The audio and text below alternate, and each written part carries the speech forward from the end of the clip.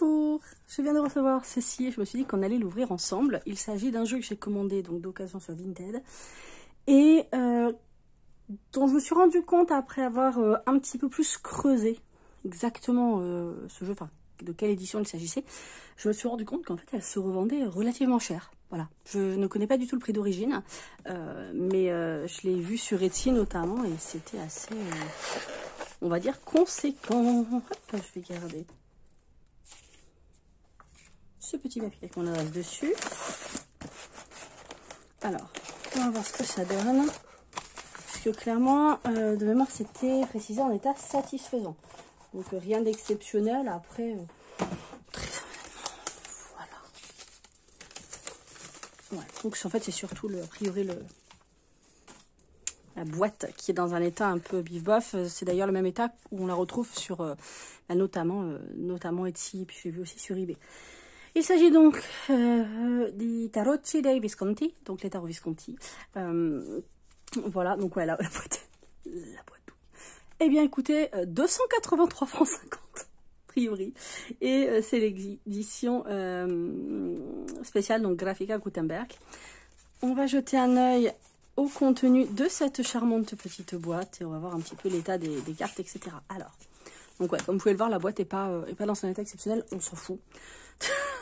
Là, tout de suite, comme ça, moi je m'en fous. Je vais regarder que toutes les cartes y soient. Et je me rends compte en prenant en main, en fait, que seul l'avant des cartes est plastifié.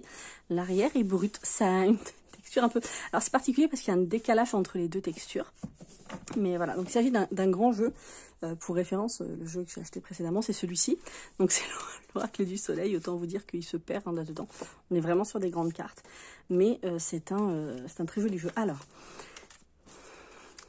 les tarots Visconti ou les tarots Visconti Sforza, c'est un jeu que je voulais depuis un petit moment. J'ai une problématique majeure, c'est qu'il y a beaucoup d'éditions qui présentent, notamment celle chez Lo Scarabeo, des annotations sur les côtés, les titres des cartes et tout, des grosses bordures. Ça me plaisait pas du tout, du tout. Et puis j'en avais vu une passer qui me plaisait bien, mais les cartes sont toutes petites. Celle-ci, elle est juste parfaite. Donc, le livret est en italien, ce qui n'est pas franchement un problème. Voilà, je le lis très lentement l'italien, mais ça peut le faire. C'est ça. J'essaie de trouver, attendez, je vais le faire hors caméra que ce soit plus simple. J'essaie de trouver une date de publication. Je crois avoir vu que ça datait des années 80 ou quelque chose comme ça. Pour cette édition-ci, eh bien écoutez, je ne sais pas. Bien, je ne sais point. Voilà. Du coup, est-ce que ce sont des francs ou est-ce que ce sont des livres? Bonne question. Très bonne question. Je vais devoir me pencher dessus. On a donc un petit livret donc, qui est entièrement en italien, avec pas mal d'éléments sur l'histoire des cartes elles-mêmes. Puisque c'est vraiment l'intérêt d'un jeu comme celui-ci, c'est d'avoir des informations concernant l'édition. Enfin, c'est vraiment un jeu historique, quoi, si vous voulez. Donc voilà, la diffusion en Europe, l'origine probable du tarot, l'évolution des cartes, le tarot du Visconti, etc. La signification et l'usage des cartes. Donc on va jusque là. Voilà, le jeu ludique, les tirages, etc. Alors, le jeu ludique, donc ça, c'est le jeu en termes de jeu, et ça, c'est le jeu en termes divinatoires. Voilà. Donc, on va se repencher dessus. C'est très étonnant d'avoir la double texture. C'est très étonnant. Ceci étant dit, j'aime beaucoup le contraste visuel, en tout cas, entre l'avant et l'arrière des cartes. La face et le dos. Voilà. Et je trouve l'impression très sympathique. Voilà. Donc, on va jeter un petit œil dessus. Je vais les remettre dans l'ordre au passage. Donc ça, c'est le battleur. Je vais le mettre comme ça. On a donc une impression qui n'est pas vraiment doré, mais qui donne quand même cette sensation de doré sur les cartes. C'est assez chouette. Donc on va avoir les...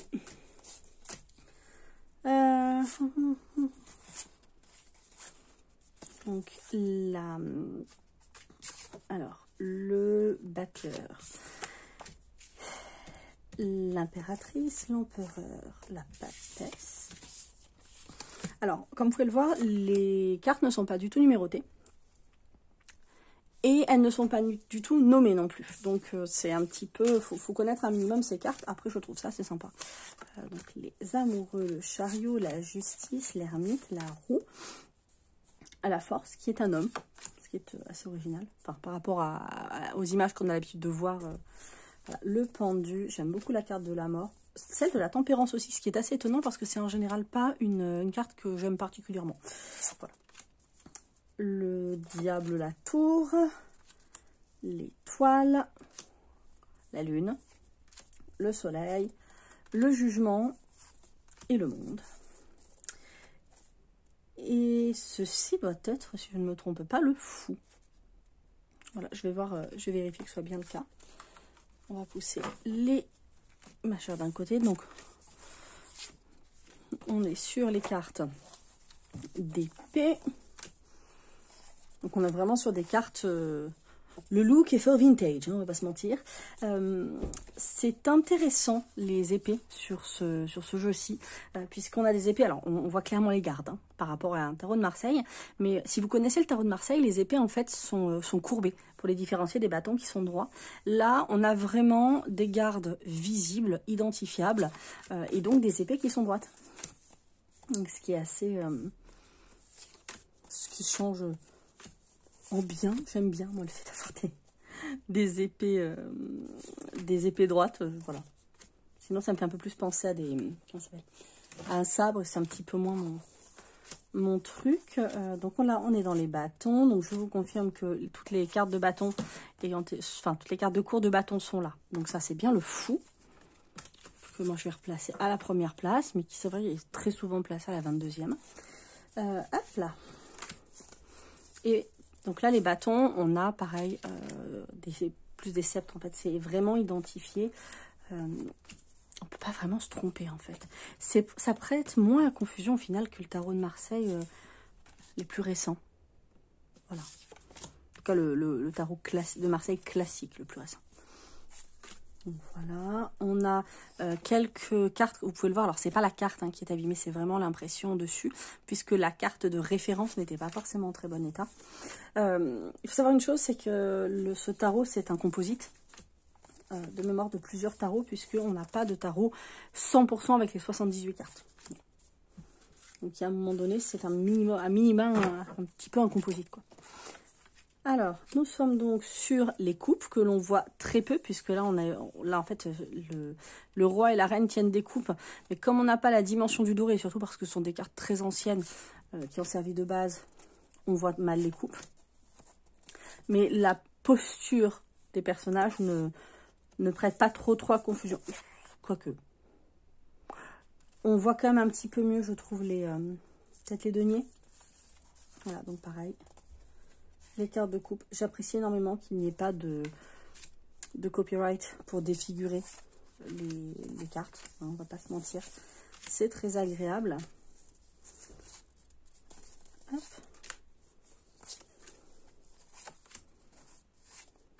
Très très belle as de coupe. Voilà, et enfin, nous avons donc le roi, la reine de denier, j'aime beaucoup la reine de denier. Et nos cartes de denier, dont le reste est du coup ici, puisque le jeu n'était pas tout à fait dans l'ordre. Alors, premières impressions, a priori comme ça, il est complet. Ce qui est agréable, on va pas se mentir. Je recompterai très très précisément les cartes si besoin et après. A priori, plusieurs choses. Je suis toujours un petit peu perturbée par la différence de texture entre le dos et entre le recto et le verso des cartes. Je pense qu'on s'y fait, hein, clairement. C'est pas des cartes que je vais battre. Déjà parce que pour les battre, il faut les battre dans ce sens-là.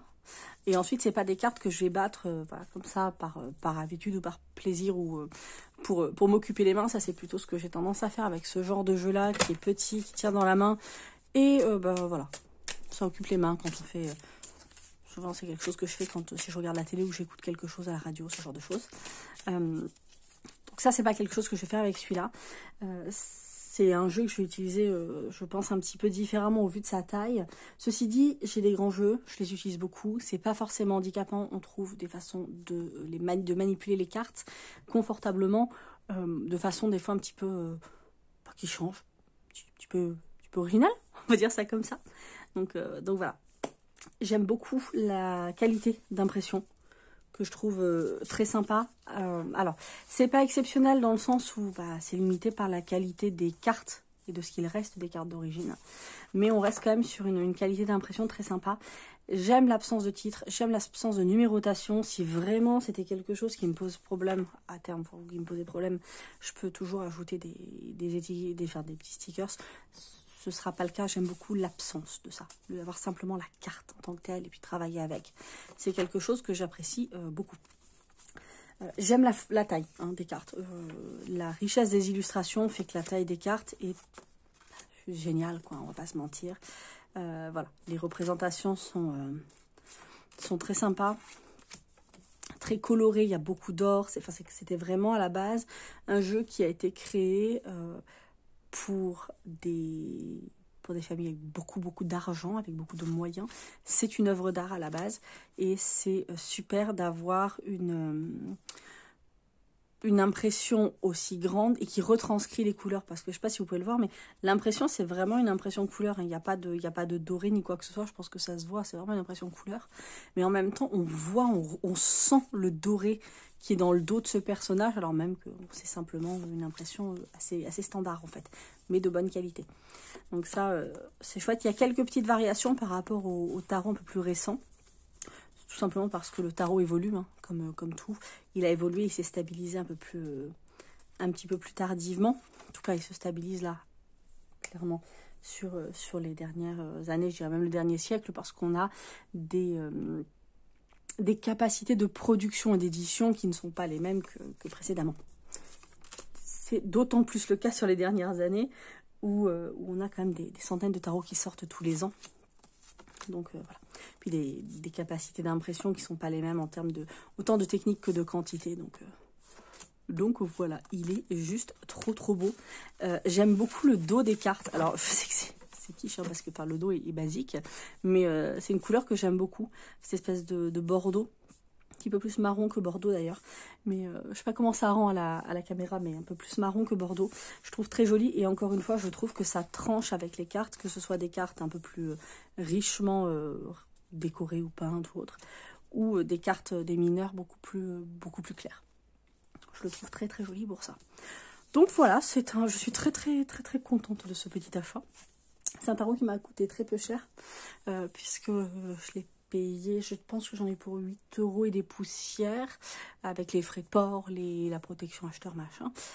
Sachant que c'est un jeu que j'ai vu, alors la boîte était dans un état un petit peu différent de celle-ci, puisque pas forcément dans un meilleur état, dans l'absolu, on va pas se mentir, puisqu'elle était scotchée à d'autres endroits, mais quand je l'ai cherchée sur le net, j'ai trouvé une version qui s'est vendue à, je crois que la moins chère c'est 75 €, ce que j'ai trouvé fort coûteux, voyez-vous. Et donc voilà, j'ai découvert ça après avoir commandé ce jeu, puisque une copine m'a demandé la référence de l'édition. Je dis écoute, j'en sais rien, mais je peux me renseigner. Et donc je me suis renseignée et il est apparu que en effet c'est un jeu qui a priori est un petit peu coûteux. Voilà. Alors il en existe plein des éditions de ce jeu. C'est pas du tout la seule, loin de là. Et il y en a pour tous les goûts. Si vous préférez des cartes un petit peu plus petites en termes de taille, il y en a. Il y a plein d'éditions. Je sais que le Scarabeo, on sort régulièrement. Enfin voilà, c'est vraiment très joli. C'est pareil, on a l'impression vraiment qu'il y a une impression or, alors pas nécessairement. Enfin, on n'est pas sur vraiment une impression métallique. Très légèrement, mais je pense que c'est plus là. C'est vraiment pas un effet or. C'est le très joli, honnêtement très joliment imprimé, vraiment je recommande si vous tombez dessus. Donc c'est Itarochi Visconti et c'est la version Graphica Gutenberg. Quand vous cherchez ce jeu sur le net, vous allez voir qu'il y a une autre édition qui s'appelle je ne sais plus quoi, c'est Gutenberg quelque chose, et qui est la version ultra de luxe. Alors celle-ci, autant vous dire qu'elle me fait très envie, parce qu'elle est vachement sympa, mais dans un premier temps, puis même dans l'absolu, celle-ci est superbe. Donc je vais me plonger dans ces superbes cartes. Et puis voilà. Je sais pas si je vous referai un retour dans quelques temps ou pas, parce que c'est pas un jeu avec un système particulièrement original, c'est un tarot. Si vous le souhaitez, on peut en reparler dans quelques mois. Je ne vous cache pas que j'aime tellement les visuels de ces cartes que déjà si je retrouve la même édition, je pense que maintenant que je l'ai vu, je l'achèterai pour en faire voilà, pas un collage, mais pouvoir l'accrocher au mur, tout simplement, faire un mur de cadre avec ces cartes. Et c'est ce que je me suis dit pour ce jeu, puisqu'il y avait peu de détails dans la description finalement quand je l'ai acheté. Je ne connaissais pas l'état des cartes, je ne savais pas s'il en manquait ou pas. Je me suis pas trop posé la question pour être honnête, et je me suis dit si je ne peux pas m'en servir, au pire je m'en servirai pour me faire de la déco, donc un mur de cadre avec des cartes, et je pense que si j'en retrouve une comme ça, c'est certainement ce que je ferai. Voilà. Ou si je trouve un imprimeur qui a la possibilité d'imprimer des cartes similaires, alors peut-être avec des tailles un petit peu différentes, mais je les trouve particulièrement belles. Voilà, je pense que c'est tout. Si vous avez des questions, écoutez, je me ferai un plaisir de vous d'y répondre, en tout cas d'essayer d'y répondre.